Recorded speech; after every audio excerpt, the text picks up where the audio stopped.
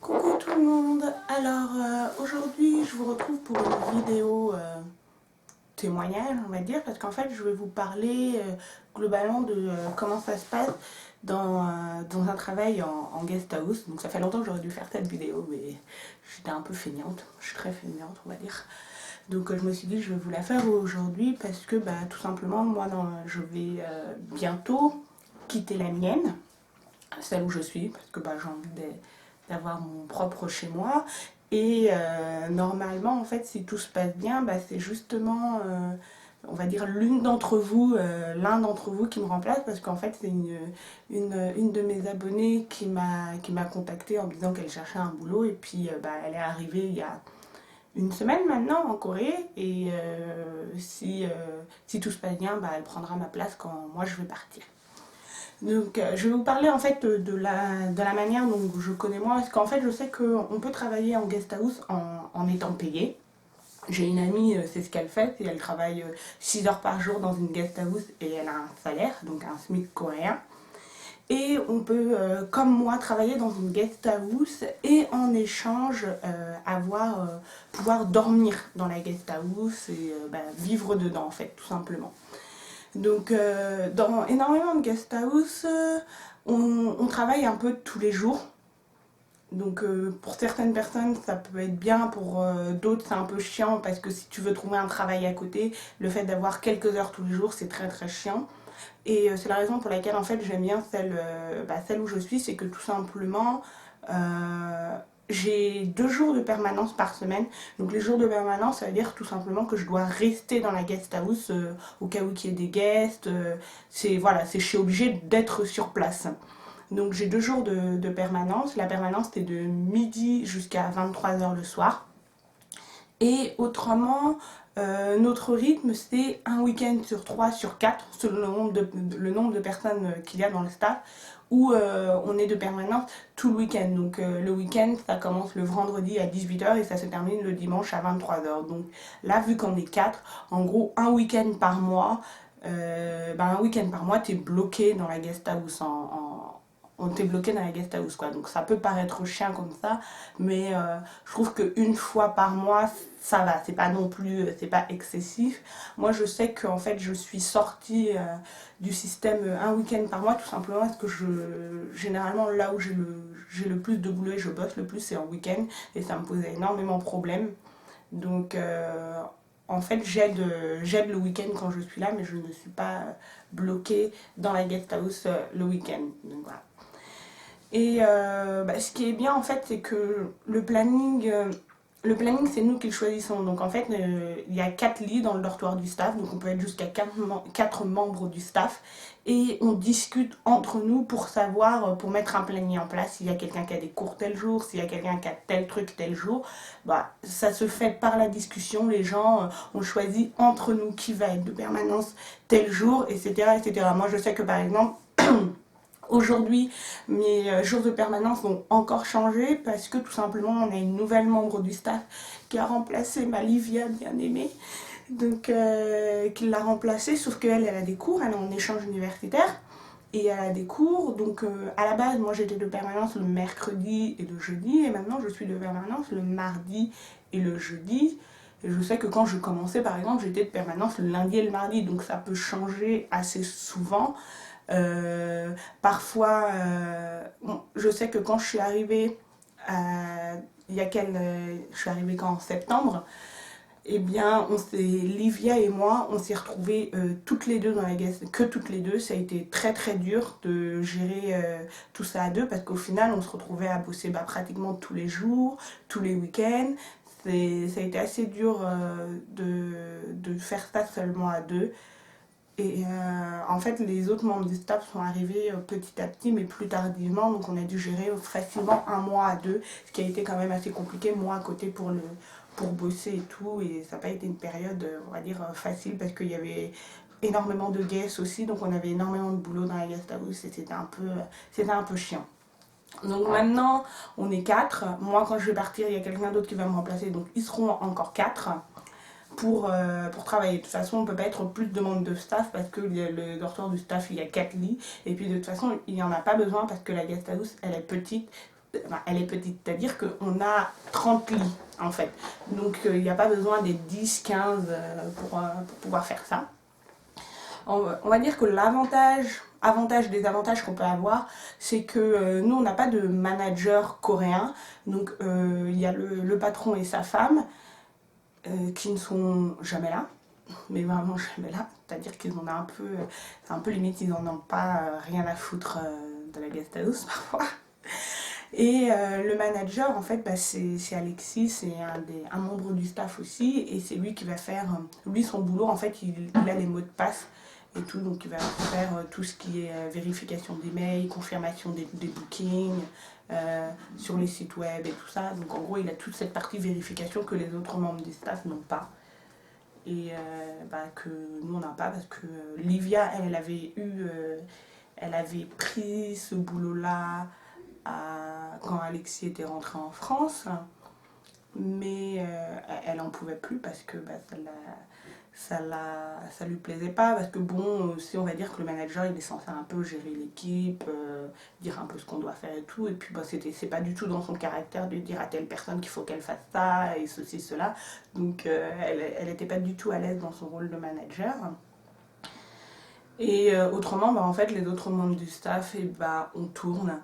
C'est vraiment un tour de rôle.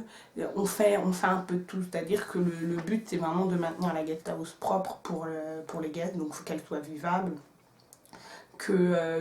Faire nettoyer les chambres, vider les poubelles, nettoyer les salles de bain, faire les lits, faire la lessive. La lessive, c'est ce qui nous prend le plus de temps, j'ai envie de dire.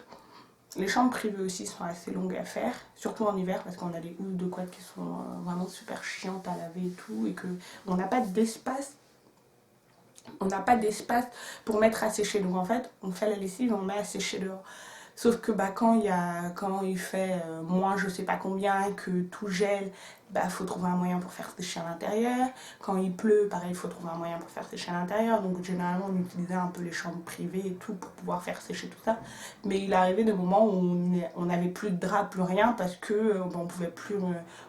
rien n'était sec, on ne pouvait plus laver. Il y a eu des moments où on ne pouvait plus laver parce que les machines à laver durant l'hiver, elles ont gelé, l'eau a gelé, donc elle ne marchait plus. On a bien dû avoir pendant une semaine et demie où on ne pouvait plus utiliser les machines à laver parce que l'eau avait gelé dans les tuyaux. Donc c'était un peu un véritable enfer, surtout quand tu dois changer les lits. On a de la chance qu'en hiver, il n'y a pas beaucoup de personnes qui viennent en Corée.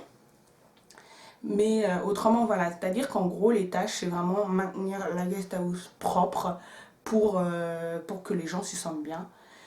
Et après, je sais que nous, on fonctionne un peu sur le système on fait d'entraide, dans le sens que quand bien même ce n'est pas ton jour à la guest house, on s'est réparti les tâches. C'est-à-dire que moi, je suis globalement pratiquement de corvée de lessive pratiquement tous les jours, aspirateur, serpillière. Et voilà, et puis il y a des choses qu'on fait tous les jours aussi, la cuisine, parce que tout le monde cuisine, bah, les plaques, on les nettoie tout le temps, la cuisine pratiquement tous les jours, l'aspirateur est passé aussi, ranger le salon, l'aspirateur est allez, tous les 2 jours, mais pareil, il faut le maintenir propre et tout. Donc c'est vrai que même si c'est pas ton jour, généralement entre midi et 2h, on est censé être dans la guest house pour s'entraider en fait, tout simplement, parce que s'il y a une personne, c'est son jour de permanence, elle se retrouve avec je sais pas combien de chambres et de lits à faire et à défaire, c'est super long. Alors que si on s'y met tous ensemble, en 1 heure, tout est bouclé. Et c'est beaucoup plus cool pour la personne qui était de permanence de pouvoir tous s'entraider comme ça, plutôt qu'elle passe toute la journée dessus en fait. Donc voilà, donc c'est vrai qu'on fonctionne énormément là-dessus. Moi je sais que mes collègues sont quand même relativement cool parce que si j'ai besoin de travailler, tout ça, ils ont tendance quand même souvent à prendre mon jour. C'est pas trop grave si je suis en retard. Parce qu'en fait, en gros, les check-in et les check-out, les check-out sont à midi et les check-in sont à 2h de l'après-midi.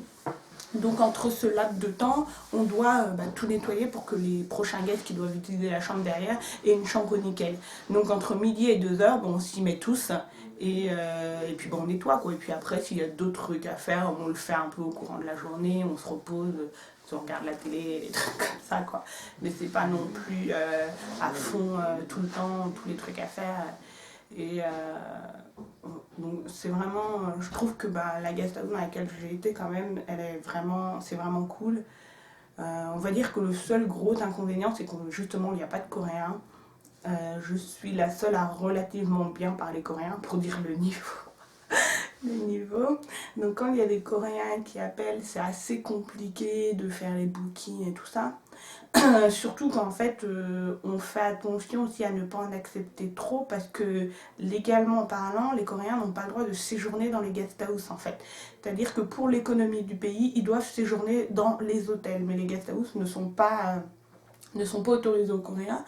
Donc c'est vrai que parfois il arrive qu'on ait des Coréens qui frappent à la porte et qui disent vous acceptez les Coréens ici?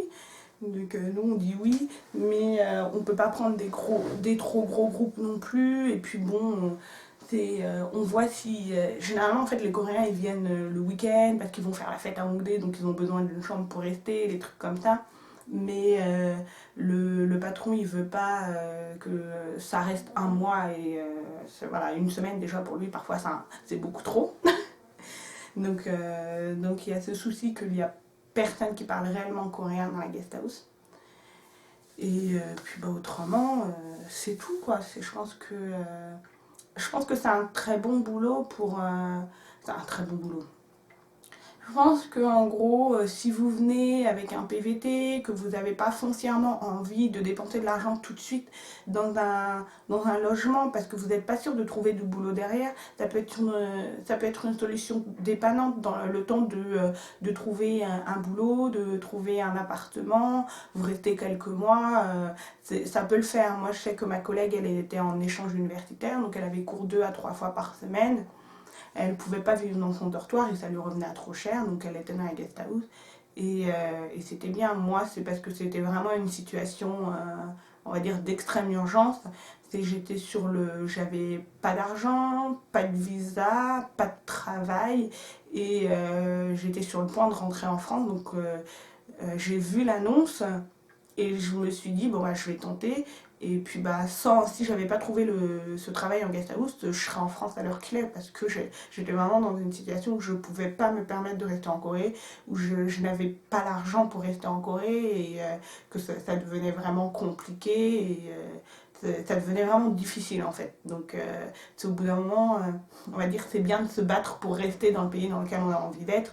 Mais au bout d'un moment, on n'a plus trop le choix quoi. Au bout d'un moment, tu te dis bon voilà, j'ai fait ce que j'avais à faire, maintenant je rentre. Donc par je ne sais quel, c'était quoi, c'était peut-être une semaine avant mon billet d'avion retour où j'ai eu le boulot, on m'a dit oui, j'ai commencé direct et ça m'a sauvé la vie. Donc je suis restée 7 mois dans cette guest house et franchement, c'est bien, parce qu'on va dire que mes collègues étaient plutôt cool. Je me suis surtout très très bien entendue avec ma collègue qui est partie assez brusquement en fait. Donc ça m'a un peu fait bizarre de me retrouver toute seule d'un coup, de voir quelqu'un d'autre prendre son lit, sa place et tout. Parce qu'à la base, elle devait partir fin mars comme moi. Mais avec des billets, elle avait eu des problèmes avec ses billets d'avion. Donc résultat, en gros, si elle voulait partir fin mars, elle devait mettre 1 000 € de plus. Bref, elle ne pouvait pas se le permettre. Donc elle est rentrée en vitesse, mais en speed en Roumanie. Et c'est vrai que moi, on va dire ces derniers temps, c'est pas trop... pas- comme je dis, ça fait bizarre quand tu partages, quand tu vis avec quelqu'un pendant 7 mois, il y a forcément des liens qui se créent. Et puis c'était une personne tellement adorable, mais je crois que j'ai jamais rencontré une personne aussi adorable qu'elle. Elle était vraiment la main sur le cœur, toujours à dépanner. Elle était toujours là quand il y avait besoin. Moi, quand je rentrais tard du travail, parfois je rentrais à 1 ou 2 heures du matin, parfois même 3 heures. J'avais toujours un repas qui m'attendait dans le frigo. C'était que des petits trucs comme ça. Même pour ma chaîne, elle était vraiment toujours... elle était toujours en train de m'encourager en me disant oui, j'ai vu ton nombre d'abonnés, il avait augmenté, quand j'avais des petits projets, quand j'étais contactée ou des trucs comme ça, elle était tout le temps en train de m'encourager. Et c'était assez marrant parce que à chaque fois que je parlais de mes projets avec elle, elle était toujours en train de dire ah Farah, je suis fière de toi et tout, t'essayes de mettre des trucs en place, t'es mature, les trucs comme ça. Et c'est vrai, j'avais l'impression d'avoir la grande sœur que je n'ai jamais eue. Et, et de la voir partir d'un coup comme ça ça m'a vraiment fait mal au cœur parce que je l'aimais beaucoup. Et, puis ça m'a fait bizarre de la voir partir. Parce que je m'étais préparée à ce qu'elle parte de toute façon, voilà, parce qu'elle n'a pas terminé ses études et tout. Mais elle a un peu parti. Elle a un peu parti, on va dire, trop précipitamment et c'est. Oula! Il faut pas que je me mette à pleurer parce que là, ça. Elle a un peu. Elle est partie trop précipitamment. J'ai pas eu le temps de m'y préparer en fait. Mentalement, j'ai pas eu le temps de me dire ah, elle part. Et c'est vrai que ça a été un peu. Ça a été dur pour moi parce que ça a vraiment été ça a vraiment été un très bon soutien durant ces 7 mois où c'était pas toujours facile. Et, et puis voilà. Donc j'avais envie de dire, hein, Livia, si tu regardes cette vidéo, je t'aime. que, alors, donc, la vidéo s'éternise, je suis désolée. Maintenant, je vais vous parler globalement des inconvénients à travailler en guest house. C'est que, alors, premièrement, oubliez toute idée de grasse matinée. C'est fini, vous n'en avez plus. C'est pas la peine de rêver. C'est-à-dire que le dortoir du staff, en fait, se situe juste en face du salon, à côté de la porte d'entrée. Et les guests, et bah souvent, il y en a certains, ils ont leur avion très tôt le matin ou très tard le soir, donc ils traînent dans le salon, ils discutent, on les entend se réveiller, on les entend se coucher, on entend quelqu'un qui cuisine dans la cuisine. Donc je crois que depuis que je suis ici, je n'ai... Allez, je peux dormir jusqu'à 7h du matin. Avec un peu de chance, j'arrive à dormir jusqu'à 9h. Mais c'est compliqué, voilà, effectivement il y a les guests, mais les autres membres du staff qui sont avec toi, même s'ils essayent de ne pas faire de bruit, bah c'est parfois compliqué quand même. Donc globalement, faire une grasse matinée c'est très très dur. Et je sais que c'est aussi, on va dire, c'est l'un des trucs qui fait que j'ai envie de partir, tout simplement que moi c'est plus compatible avec mon travail. Je commence à être fatiguée en fait, mais vraiment fatiguée parce que quand je rentre tard le soir et que je ne peux pas dormir le matin, c'est assez épuisant. Donc, voilà. Bon, ces derniers temps, je suis fatiguée non pas parce que je travaille, mais parce que je suis en mode groupie, donc je me réveille aussi tous les matins. Mais voilà, globalement, le sommeil, c'est pas trop ça. Et puis bah, moi, le truc, c'est que je suis un peu une fille qui a besoin de 8 heures, si ce n'est pas 10 heures de sommeil, chose que je n'ai plus depuis que je vis en Corée. Donc ça devient effrayant. Ouais, je n'ai plus de sommeil. Alors, je vais un peu là. Autrement, quels autres inconvénients? Oui, en fait, vous avez des jours off, mais vous n'avez jamais de jours off pour les guests. En fait, si vous voulez un jour off, il faut sortir de la guest house. Il ne faut pas espérer avoir un jour off et traîner dans le salon et n'avoir absolument rien à faire. Si vous restez dans la guest house alors que c'est votre jour de repos, bah, il y a toujours un guest qui va vous poser une question, vous allez aider vos collègues et tout ça. Donc si vous voulez vraiment avoir un jour off, et ben vous sortez. Voilà, vous ne pouvez pas rester vraiment à glander glander sans être dérangé de toute la journée. Il arrive de temps en temps, parce qu'il n'y a pas de guest, où ça nous est arrivé plusieurs fois, tout le staff devant la télé en mode pyjama, fatigué, lendemain de soirée difficile, gueule de bois et compagnie. On s'était tous retrouvés devant la télé à absolument rien faire de toute la journée. Mais ça arrive, hein. Mais c'est pas le quotidien, on va dire. Surtout que là, c'est la période où les gens vont arriver en Corée. Donc l'hiver, ça a été plutôt tranquille, mais les gens ils vont arriver en Corée. Donc il va y avoir de plus en plus de monde et puis bah, il va y avoir du travail tous les jours. En fait, je fais bien de partir maintenant. Donc ça. Puis bah, on va dire deuxième inconvénient, si vous vous entendez pas bien avec vos collègues, quoi. Mais nous, il y a eu des moments où il y a eu des tensions, voilà. Mais globalement, ça s'est toujours très bien passé. Mais si vous n'êtes pas fait pour la vie en communauté, je pense que ça sert à rien parce qu'il y a quand même, je veux dire, vous allez vivre avec 3 autres personnes dans une chambre déjà de base. Donc ça, il faut se le mettre en tête et être capable de le dire que bah, vous allez pouvoir le supporter. Puis même si donc vous allez vivre avec 4 autres personnes dans la même chambre, vous allez vivre peut-être avec 30 autres personnes dans la guest house en elle-même. Donc si vous aimez pas ça ne sert à rien de travailler en guest house en fait. Mais je pense que globalement, c'est vraiment les points négatifs qu'on peut avoir avec ce genre de boulot. Moi, je sais qu'il m'est arrivé assez souvent. En fait, je crois que j'ai la poisse là-dessus où j'ai un rendez-vous avec des amis. Au moment même où je m'apprête à sortir de la guest house, on vient me demander quelque chose. Et c'est insupportable. Parce que je regarde autour de moi et je fais ok, il n'y a aucun membre du staff. Ils doivent être en train de faire la lessive là-haut ou quelque chose. Donc toi, t'es là, t'es prêt à sortir, tu regardes l'heure, parce qu'en plus, j'ai souvent tendance à être en retard là. Je pars toujours à la dernière minute, donc voilà. Et t'apprêtes à partir, et il y a quelqu'un qui vient te demander quelque chose. Et c'est insupportable.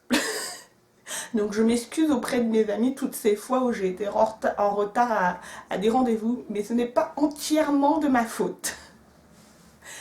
Donc il y a ça, et puis bah, c'est tout. Après, globalement, pour moi, c'était une bonne expérience. Ça m'a permis de me remettre sur pied. Pour ceux qui se posaient la question, je n'ai pas de visa, je suis en visa touriste. Donc, vu que je ne suis pas payée, c'est considéré comme du bénévolat. Donc, en gros, c'est l'un des seuls travails, l'un des seuls jobs que l'étranger en Corée peut faire sans visa. Bien évidemment, après, vous avez toujours l'obligation de sortir du territoire tous les 3 mois. Moi, ce que je dois faire là, au 31 mars. Donc voilà, je crois que j'ai tout dit. Voilà, donc ouais, là je crois que je vous ai tout dit. Il y a quand même plus de points positifs que négatifs. C'est-à-dire que le fait de vivre en communauté, vous pouvez manger ensemble, si vous êtes quelqu'un qui apprécie pas être seul, ça fait du bien. Puis même quand vous déprimez, le fait d'avoir des gens autour de vous, ça fait du bien aussi. Moi, je sais qu'il y a eu on va dire, j'ai traversé des périodes qui n'étaient pas très simples. Et je sais qu'avec mes collègues et surtout grâce à Livia, elle m'a vraiment beaucoup aidé. Et ça, bah, j'en remercierai jamais assez. Je remercierai jamais assez mes collègues d'avoir toujours été compréhensifs quand je n'étais pas bien, de me laisser, on va dire, de me laisser tranquille. Souvent, ils faisaient mon travail quand ils voyaient vraiment que j'étais au fond, on va dire un peu au fond du trou, alors que c'était à moi de bosser et tout. Ils m'ont jamais fait de remarques. C'est vraiment... Après, je pense que je suis tombée aussi sur de très bons collègues, mais c'était vraiment appréciable de sentir que les gens, ils te tiennent pas forcément rigueur de si tu vas pas bien, et que c'est pas quelque chose à faire non plus, on va dire, tout le temps et tout ça, mais je sais qu'il y a eu des moments où j'ai pas fait mon maximum dans la guest house. Et ils m'ont jamais tenu rigueur, et au contraire ils étaient toujours là à m'aider, quoi. Et moi je sais que pareil, quand ma collègue elle avait eu des moments assez difficiles, désolée, c'est le bruit de la machine à laver, mais ma collègue elle avait eu des moments assez difficiles, c'est tout le temps, je lui disais, non mais voilà, c'est ton jour, c'est pas grave, va te reposer, pense à toi, je vais me charger, il n'y a pas grand chose à faire, il y a des lits, je lui ai dit, fais ce que tu as à faire, je vais le faire, c'est pas un problème, quoi. Donc je suis désolée, cette vidéo est un peu longue parce que j'ai beaucoup parlé. Et puis bah, j'espère que ça vous aura aidé. Peut-être que ça en motivera certains à passer le pas du travail en guest house, ou peut-être que ça en dégoûtera totalement d'autres, ou peut-être que ça confortera d'autres que ça peut être bien ou pas bien. Bon, globalement, c'était une bonne expérience, mais je vous avoue qu'après 7 mois, j'ai hâte d'avoir mon chez moi, de pouvoir avoir le copain avec moi, parce que le copain en fait, il aime pas les gens. Mais quand je dis qu'il aime pas les gens, il aime vraiment pas les gens. C'est même pas qu'il est timide. Au début, je croyais qu'il était timide. En fait, il aime pas. Et particulièrement les Coréens. Donc, résultat, il ne vient jamais à la guest house, donc je ne le vois pas. Donc, bah, ça va changer bientôt, ce sera de ça. Donc voilà, je vous dis donc bah, pour une prochaine vidéo, et puis bah, surtout partagez, likez, mettez des commentaires, tout ce que vous voulez. Et donc à la prochaine pour une autre vidéo. Bye bye!